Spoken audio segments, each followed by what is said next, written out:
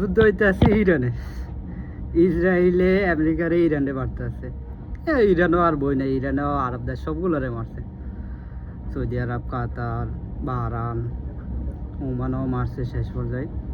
But America বিস্কান্তি করলো যে Saudi আরবের সাবে আয়াতুল্লাহ খামেনিরে মারছে। তো বিএনপি সরকার হয়েছে বিগত কয়দিন, 12 তারিখে নির্বাচনের পরে কয়দিন, নির্বাচনের ফল এখনও তারেক রহমান কোনো দেশের সরকারের লগে বা কোনো কিছুতে বৈঠক হয়নি, কিন্তু জামাত দোষ দিতে আছে বিএনপিরে। আরে ভাই, বিএনপি তো কিছুই করে না, তাহলে কি বিএনপি, তারেক রহমান কোনো দেশের লগে বৈঠক করে না, তাহলে বিএনপি কেমনে মারে? এগো মাথা তো আদৌ কিছু আছে, আদৌ কিছু আছে কেবল বলতে পারবেন?